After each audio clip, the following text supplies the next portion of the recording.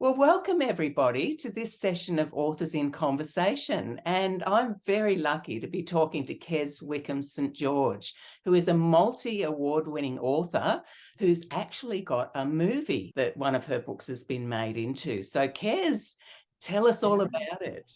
Oh, exciting times. People say to me, even after the movie was showing, they were still in the theatre seats. It was showing in a major theatre here in Perth. And they say, how do you feel? And I went, I don't know. I just didn't know. It was like surreal. I felt the imposter syndrome starting to happen. And I thought, no, I've worked hard. I've worked for years to get here.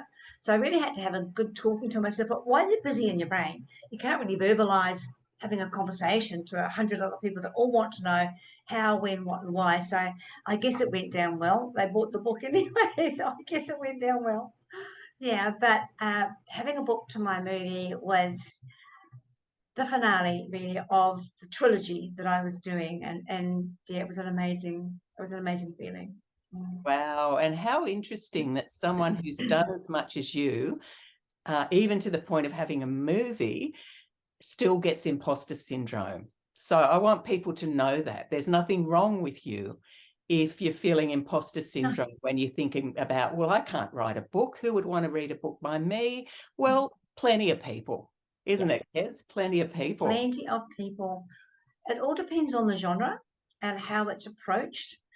And if you can afford to have a top-notch editor, which I found really improved my writing skills, not so much in the book, but the way she suggested to me I change certain sentences, change paragraphs, to be simple, put the full stop somewhere else.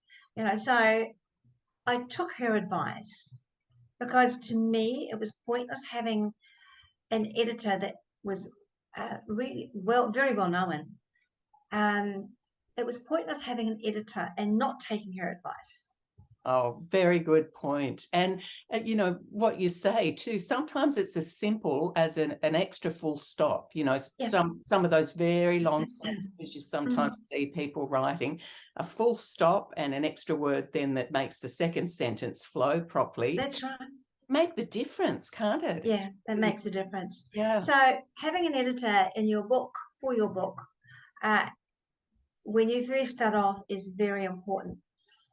Budget and finance is also very important. And I struggled. Like everybody else. And people think, oh, there's Kez, she's sitting on top of the castle. I'm not. I'm just an ordinary, everyday human being that loves to write and loves to make the shine light on other authors because it's so important. Yes. And tell me more about that, Kez.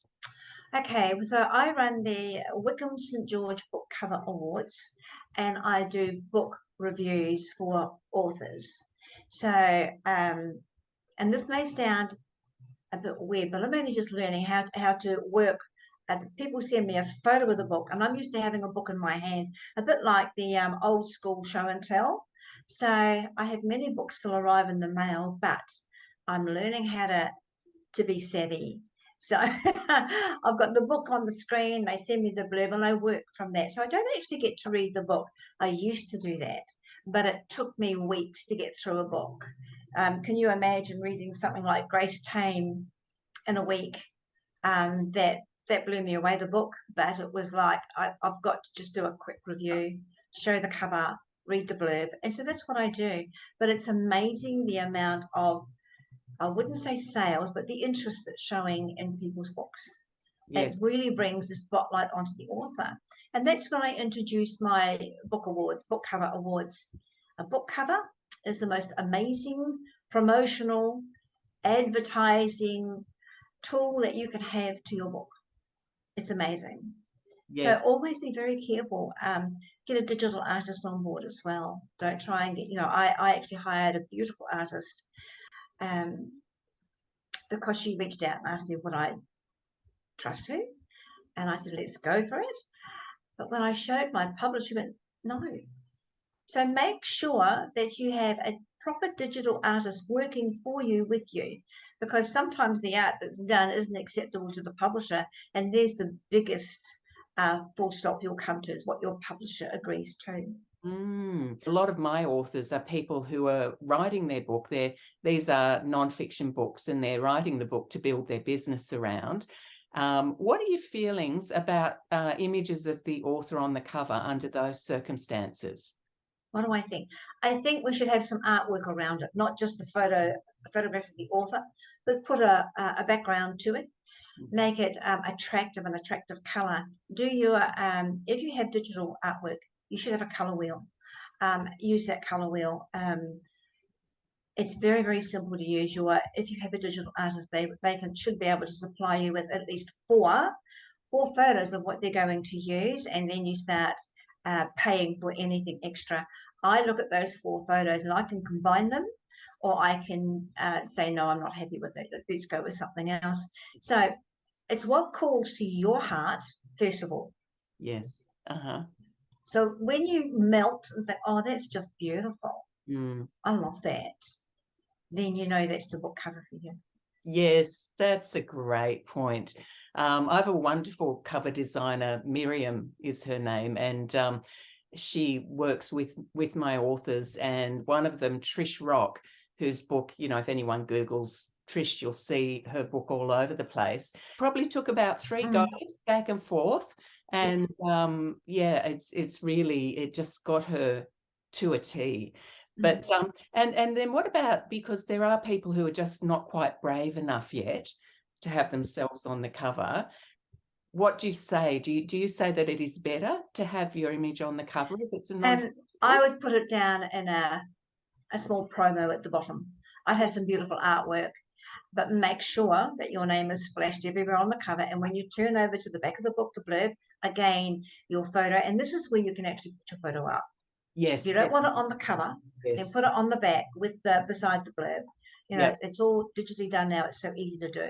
So, but make sure that your name is seen and heard with your book. Yes, yes.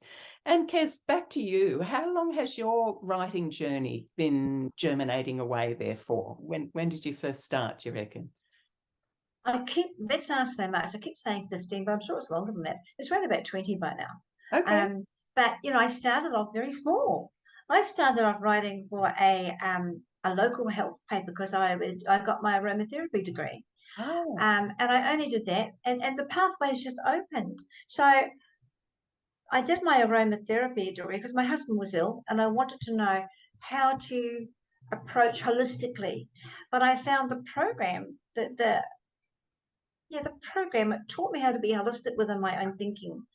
And that's what I found was the bonus. So then I started writing for a very small, just a local newspaper, little bits about, you know, sicknesses or illnesses during winter. If you've got the sniffles, here's the oil to use, except little things. And then I realized that I had a gift. I actually had a gift. I've written little bits since I was a child, really. But once I came to Australia and had the empty nest syndrome going on with no family around me, and my husband was up in the mines, I decided this was it. So I hit my artwork and my authorship really hard. And we've been here in Australia 20 years, so it's 20 years since I've been putting it out there, and only 5 years, maybe 4 or 5 years since I started book reviews, and a year since I opened the Book Cover Awards. Wow, excellent. Well, now I'd love more details about the Book Cover Awards. How do people get involved in that? Well, what I do, if they contact me, if you've got my details below, I will just send them the invite. Excellent. And they just follow the instructions. It's really 1, 2, 3. It really is. It's very simple. Great. Oh, this has been wonderful, Kez. And what's this year looking like for you? What have you got coming up? Anything special? Yes, I want to travel. I want to travel more. So there's a couple of shires here that have said, can you bring the movie and talk about what it takes to be an author? And that amused me, what it takes, because it's very simple. It's just sitting with a piece of paper, just outline what you want to write. But these shires have said to me, can you come up? And I said, of course. So yeah, we're going. like with Perth all around, you've got your different shires. Or I'm sure you do have them in Sydney as well, all different shires. So, and cities. So that's what I'm doing. And there's 2 or 3 that have employed me to go up there and talk and show the movie. Yes. And show them and talk about books. Lovely. Now more about the movie though. What's the subject matter? It's called The Cry of Morrow, the movie. And I asked a local movie producer, to would she be interested? Things happen when you're networking and bells go off. And I met her through a network group and thought, oh, you're interesting, a movie maker. So I got to know her even better. And it all started from me saying and knowing I had the prologue to something very special in the 3rd book of the trilogy. I just knew I had something so special here. But I had it all. I had it edited, proofed, ready to send off to my publisher. Do you know I couldn't do it? I couldn't do it, Jane.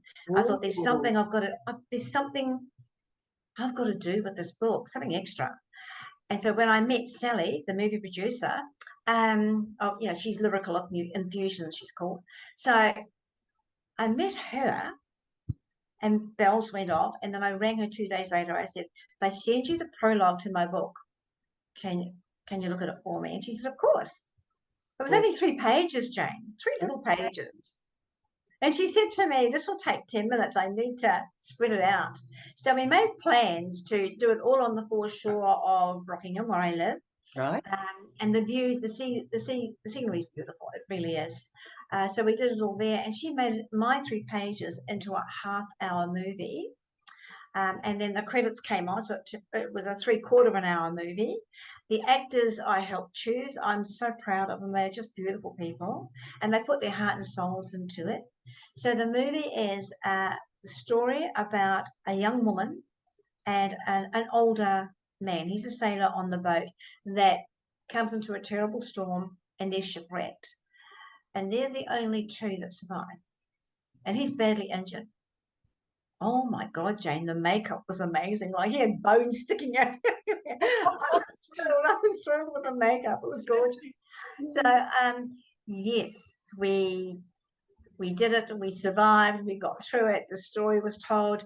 To watch your words being spoken on a major screen takes your breath away. Yes. Takes your breath away. I kept thinking, am I having palpitations? That's what the movie's about a couple that gets shipwrecked and their survival mode. Wow. Now, we were talking earlier about the potential of you coming over to Sydney. Would you perhaps find somewhere to show the movie here? Because I'd be there, I promise. Jane, I would love to, but I don't know Sydney. But I do have friends there. And if someone put their hand up to help me out there, and I can supply the movie, that's all I can do, and attend myself. But yes, maybe the State Library would like to do something like that. Well, let me do a bit of asking around, because I would so love to see that on the big screen, though, as you say, on the big screen. It's that you actually feel it, don't you? The experience of watching a movie in those. You go on the beach. You actually go on the beach with the actors. You feel what they're going through. It's very avant-garde. I'm so proud of it. It wasn't like we're on the beach, we've had a shipwreck and hey ho. It was like serious stuff that was happening. To survive when one is badly, badly injured. And he knows he's dying. So, and she's only young. Wow. And that's what came out in the story, the immaturity and the seniority also. Like he could hardly speak. So he was trying to guide her. And she was like, well, I just don't know what to do. I think I'll go for a little walk. so she traversed the island and then he said to her, go up. So that was his really, I won't tell you too much. I know, but it was the way the movie was made me so proud. They were my words, my actions in the book. But to flesh it out, we had all of the beautiful country, the scenery that went around Rockingham and Perth. Yes, it's a classic hero's journey story, Yes, wasn't yeah, it? more or Beautiful. less, more or Mm. less. Yeah, How beautiful. And I love the synchronicity that you just happened to bump into the right person at, of all things, a networking event. But it's a great message for an introvert like me and a person who, you know, got too comfortable over COVID to now be back comfortably networking again. You do meet some amazing people, don't you? you do. You Mm. know, I think we all went through that, Jane. Oh no, we've got to go networking again. I don't as much as I used to. I really don't. And I'm lazy because I think I know everybody, but I don't Oh, because otherwise I wouldn't have met Sally. you do know a lot of people, because I've had at least 5 people tell me I need to meet Kez Lovely. Wickham St George, and here Yeah. we are. It's brilliant. Brilliant. 'Cause I had no idea. Well, you wouldn't have an idea where a conversation like this is going to go. Hmm. How I have not known that you actually had a beautiful movie like that made. I must have been living under a rock or something. No, it's COVID. Yeah, it is though, isn't it? I think, yeah. Anyway, I'm going to be hunting around, seeing where we might be able to put that movie of yours when you come across later this year. Beautiful. Thank you.